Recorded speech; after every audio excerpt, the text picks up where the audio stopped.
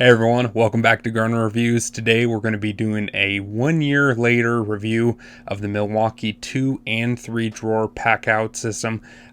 Really like these. I've been using them for over a year now.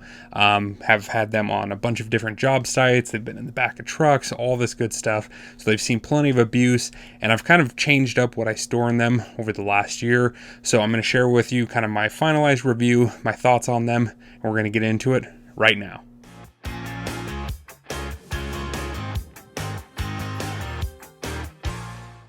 All right, we are back, and we're going to start out here with the Milwaukee 2-drawer Packout first. I'm going to do this because this one is, frankly, at the moment, a little bit boring. It was set up dramatically different early on in its use, and I ended up kind of tweaking this for a few reasons here. So let's go through the drawers, and as I'm talking through this at the end here, before we go to the 3-drawer, we'll kind of talk about pros and cons between all of them and my experience so far. So top of this one, I've actually got kind of like a sanding kit here. I've got the Bosch. This is the GEX5.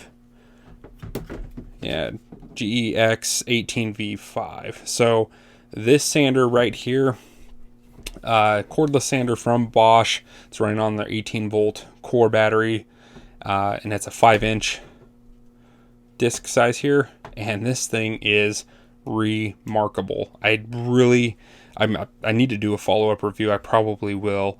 I've used this a whole bunch, especially this last summer, and it is incredible what Bosch has managed to do in terms of vibration, just the operation, and then even the operation time, being it is cordless.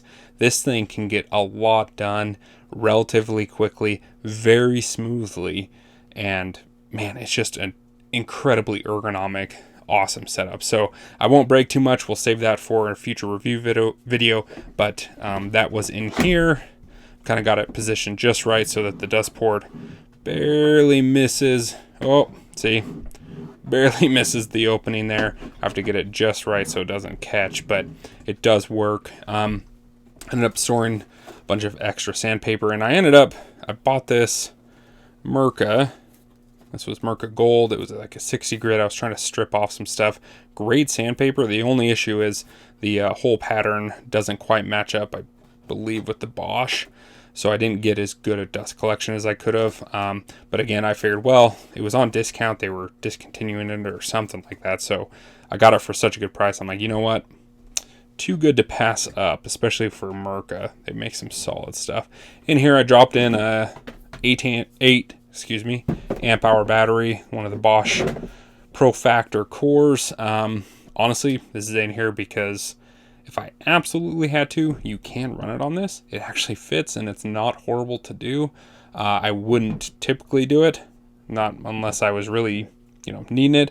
But honestly, I didn't have another good spot for that one right now. So I've got another one of those, and it rides along with my impact wrench from Bosch. But this one, I needed somewhere to put it, so I figured, well, it'll go in here for now, and it'll be handy.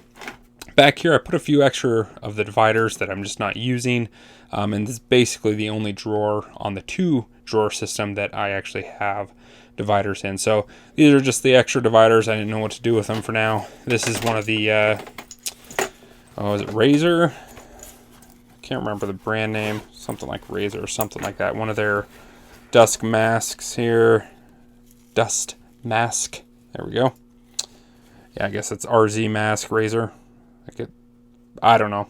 If I am butchering that, please let me know. But super recommend these. Essentially, it's like a really solid dust mask for all your basic tasks, and maybe some of your more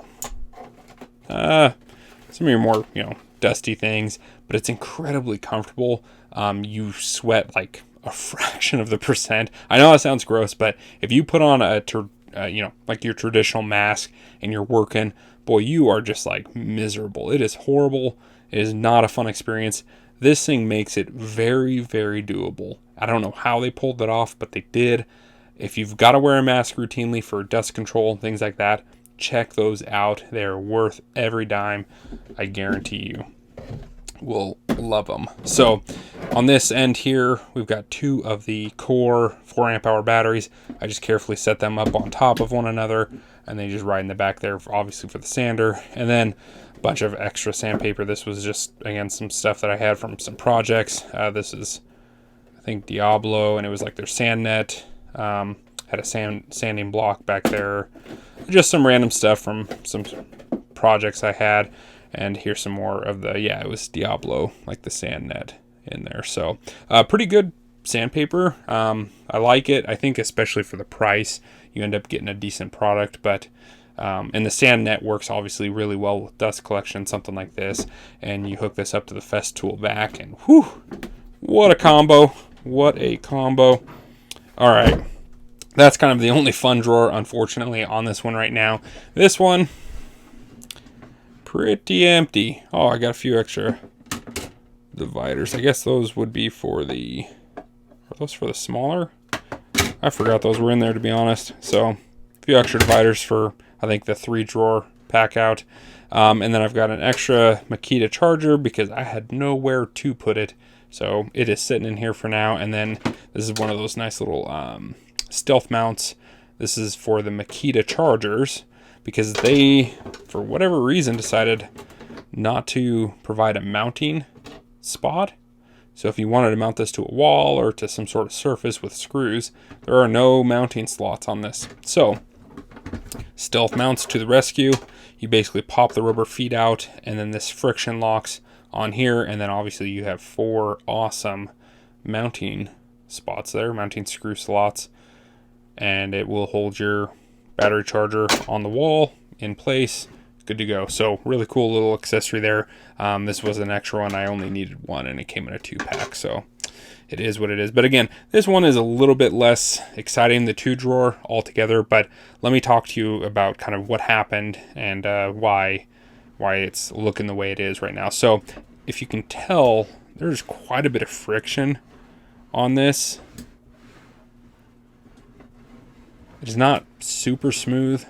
It's not horrible, but it's not like it was the day when I bought it. So what ended up happening is early on I had my Makita, my 40-volt like drill and impact driver. I had a bunch of bits and accessories for it. I kind of had this whole thing set up like a really nice impact driver and hammer drill kind of like system here. So, and it was great. I had a whole bunch of stuff in there. It weighed a bunch, but I tried to be careful. I tried to not overpack it, but in the end, it really didn't matter. And I think the sheer weight has basically started to cause this bottom piece here to maybe like deform or to basically just bow down, right? And so after a while, I was kind of like, you know what, this just doesn't make sense. And it was really bad when all that was actually in there. It was getting to the point where I was concerned about kind of wearing in that bottom. So I took it all out, and I figured, well, I got to change this up and find something else to do. The top seemed better, but not immune, and you can hear it right there. And actually, if I, there was a couple times where I would start to pull open. Actually, I think it just happened. Yeah, well, it's not on camera, but there was a few times, especially when they were loaded up, I'd pull out this drawer, and this one would hook onto the bottom and come out with it. And so it's like, okay, I don't want to damage any of this stuff. They're expensive packouts, and they're great for some applications, but I think that's always going to be the challenge with anything that's like, like a plastic-based container like this, is you have to watch the weight. And then when you have that much surface area spread out across the bottom with no real reinforcement, the tendency is going to be it's going to bow. So there's a lot to love about these, and then there are definitely some knocks. I think the drawers, the bottoms at least, they could definitely use some reinforcement, especially if you want to advertise these as ultra heavy duty. And the tendency is always going to be people overload them. So that happens, and it is what it is. And then the locking bar system here, I guess this is my last gripe so far. This one's really tight. It works well. Like, it does the job, obviously. You can get that. I'm running into my camera setup here. You can get it out, locks everything together, works pretty well. It's pretty pretty simple design, which is nice on the one hand. Nothing's going to fly open. The thing I disliked is it's a little bit, it tends to, if you're not thinking it through, there are a lot of times where I would kind of get everything staged in the back of my truck, and I'd be working and then working, out of the back of it. And so instead of packing these all the way up every time to every little job, a lot of times I would just kind of come out and grab what I needed and go. And this, if I didn't think through it, oftentimes I was running into the truck or other toolboxes, and so you're constantly kind of shuffling things out of the way of this swing to get this open. Not a huge big deal, but something to be aware of, and not necessarily my favorite design. So other than the drawers kind of deflecting or bowing there, this not being my favorite locking system here. And then feeling like the dividers, it's a little bit skimpy. I think there's enough to do like a drawer, which that's a personal preference thing. For a lot of guys, that's going to be more than enough, or they may not want any dividers at all, and I totally get that. And these would actually, I'm curious, I'm sure it's been probably done a bunch of times, but I would assume these Milwaukee Packouts work really well with something like some Kaizen foam in them, because then, honestly, on some level, you put the foam in, that's relatively lightweight, and then it forces you to stay hyper organized. You're going to lay out your tools, you're going to cut it out, put them in, and I would assume that that's going to naturally kind of limit the weight. And so maybe that's a really solid solution to kind of get around the deflection portion here. You get some Kaizen foam in there. It kind of forces a really organized box or drawer, and you kind of limit the weight by doing that. So something to think about. And honestly, there's one or two Milwaukee Packout.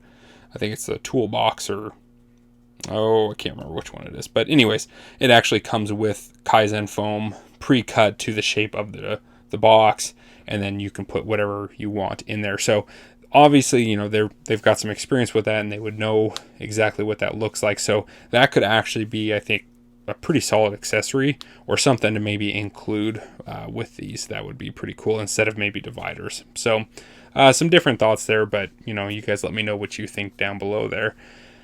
So I think that wraps up pretty much the overall design and my thoughts on the 2-drawer. Now we're going to jump into 3-drawer, and we'll go through those. That's got a lot more packed in there and some kind of neat stuff, and then we'll wrap all this up. All right, now on to the Milwaukee Packout. This is the 3-drawer system. Again, I'm going to throw up the model numbers in the description, so if you guys want to check them out, feel free to do that, as always. So similar to the 2-drawer that I just showed, it's got this locking lever here, of course, so works just the same, no difference between those two. So we'll just get right into it. You can push this obviously back in.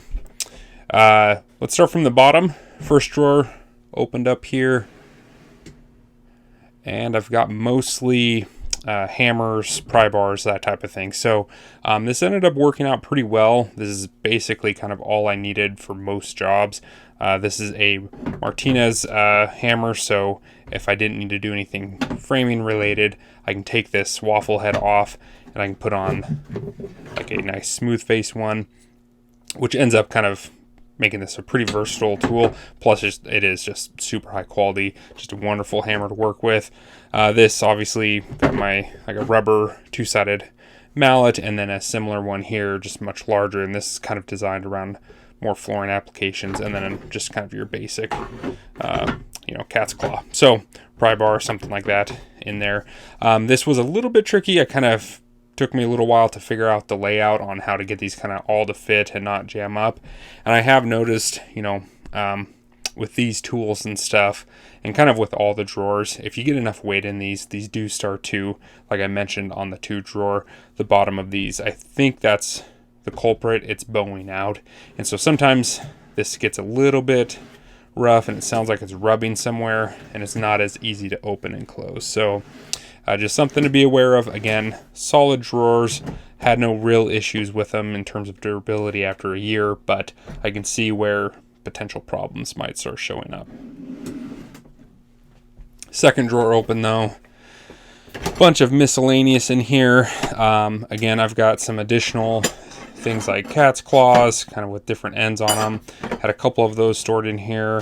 I kind of had some random snips and stuff, and it was really hard. Sometimes I would like take a day or something, and I would kind of organize some tools and stuff like that, and I would usually get this laid out better, so it was more visually appealing and easier to find stuff. But after kind of opening and closing it, a lot of this stuff likes to shift around. And then plus, you know, you're in the back of a vehicle, in the back of a truck or something like that, you're driving around, this stuff is prone to moving. So if you were really concerned, again, I think the application of maybe something like a Kaizen foam in here, so that you could mount it in, get it all form fitted, and then lay out your tools, figure out where you want things, and cut out the foam, place them in there. That would be really nice. And I do think that might help potentially relieve the possibility of overloading them. You know, you're going to be a little bit more limited and methodical on what you put in here, and so maybe that cuts down on the weight a little bit and means that these don't tend to deform and get as weird as they seem to be getting. So drawer slides, though, obviously working still just fine, no issues there. And then final drawer up on the top here, and this is where I used pretty much all of the actual dividers on this one. Was kind of right in here, and there's a couple of reasons for that. One, I had a bunch of smaller stuff in here that I really wanted to keep organized, so it was really quick. This was the drawer I was opening the most, but I also wanted, well, I shouldn't say that. So the dividers worked extremely well here, and then what is shipped with these isn't enough to technically do, I don't believe, all of the drawers. So you kind of have to be a little bit selective, and I think that's probably one thing I would like to see is if these are shipping out and they have the potential for dividers, maybe just include enough dividers to actually do the whole thing. So, and I guess that's personal preference. Some people pull these out immediately and they don't want any dividers in there, and I get it. And especially if you're going to, again, go that Kaizen foam route, this wouldn't make a whole lot of sense then. So, but you can kind of see I've got some chisels. This was a nice like scraper from Tajima. Love that one. That works really good. Had a, let me see if I can get it out here. Had this Johnson bevel, like T-bevel. So those are pretty handy to have. When you need one, you need one. There's not much else that will do very well. Up here, I had a bunch of extra blades. These are the Tajima VREX 2s, incredibly sharp. And then I had a bunch of spare blades for my Tajima, or my Olfa snap blade style. Knives, again, got my Fisker in there. So a bunch of random stuff. And then I really liked this from, I'll slide this back. My camera, as you already have noticed, isn't set up quite well enough to do a full shot of the drawers. So bear with me. But this little container right here, super handy. This is a blade disposal can. And basically for like all your snap blades, but then even your utility knife blades, you push this open and then you can simply insert the blade, use this to snap it off clean, and then it drops inside and you have all of your dulled used blades in here. Nothing's cutting anyone. And then I think the idea is obviously you can send this back to have them recycled, or if you're going to do some sort of like bulk recycling, you can unscrew it, empty stuff out into a safe container, and then go. But that's super nice, and it's you know, it's a good safety thing to have. I hate throwing like utility blades and stuff like that just in a trash bag, because what ends up happening, I mean, typically it cuts through and then you got holes and all those things. So, and then just keeping everyone safe on site, that's super handy, and it doesn't cost a whole lot. Totally reusable if you want to use it that way. And then on the end here, or this side, I guess I should say, I've got a bunch of pencils and marking stuff. I was using this Hultifor, I guess is how you pronounce it. I found this, I don't remember where, but that's been really solid. I use that primarily, but I've got a couple of extra kind of push style mechanical pins that do a pretty good job, and some extra lead. I wanted to get like a couple of the Pikas in there, but I just haven't made that happen yet. So, and then on this side, kind of got my tape. This was, and then I've got a nice Bosch Blaze laser measure. Let me get that out here. Oh yeah, that was the GLM 50. And then I've got, I think it's the newer one as well. So, but this one kind of rides along in here, so it's always handy, and it's just a great little size, works phenomenally well. And then this is a stud finder, as well as a couple of extra. This is I like a magnetic one that works really well. So does this little, I forgot the brand name on this. Let's see, Stud Pop. There it is, Stud Pop, made in the USA. Hopefully you guys can see that okay. That one works pretty well. I mean, obviously the small surface area means you kind of hunt a lot sometimes looking for a screw or a nail that would indicate a stud, but it does its job when you actually find them, and so does this. This works incredibly well. And then the Franklin sensor there, so far out of like all the electronic style sensors I've used, that one seems to be the most accurate so far, and I haven't used a whole bunch, so if you guys have any recommendations for something that's a little bit better, certainly drop it down in the comment section, and I would love to take a look at it. Otherwise, that one seems to be pretty solid, so I haven't had too many issues with that. But that is the Milwaukee 3-drawer.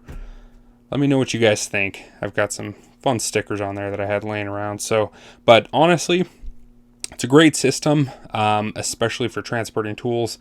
And I'll just kind of wrap it up here by saying, all the time that I've had these the last year, they've been in the back of a truck, fully exposed to weather. There's been multiple occasions where I had full rain, pouring down, both stationary and while driving. And these things would get completely wet on the top. And surprisingly, there's no like weather stripping or anything on here. So these drawers technically aren't sealed. They're not dust proof, waterproof, anything like that. But for whatever reason, Milwaukee must have done a really good job and thought this through. I have had no water intrusion in any of these drawers. 2-drawer, 3-drawer hasn't happened. I'm not saying it can't. Obviously it can. But for me, it has not happened. Everything would hit, roll, and then it would just kind of seem to roll down these drawers and right off. So no real issues. So I was kind of surprised the first time I got into a rainstorm. I thought, okay, well, I am definitely going to be drying out tools later today, and it just didn't happen. And then even dust was remarkably low. I mean, things get obviously dirty and dusty even with the use, but there never seemed to be an excessive amount of dust or anything like that showing up in these drawers. So really well done for Milwaukee. I will say the only thing I did that may have helped a little bit is I would face these in the truck so that this part was facing out the back. That way, obviously, you don't get, wind driving rain into the drawers kind of more face on as the truck is moving. So I made sure to do that, and I did think through that enough. But otherwise, again, these seem to hold up really good. So other than a few knocks that I kind of mentioned earlier, really, really solid system. But you guys let me know, have you guys been using the 2 or 3 drawer packouts for any length of time, and how have they held up for you? You guys have any suggestions or tips, anything like that? As always, feel free to drop them on down below, and I love engaging with you guys. And as always, I'll catch you in the next one.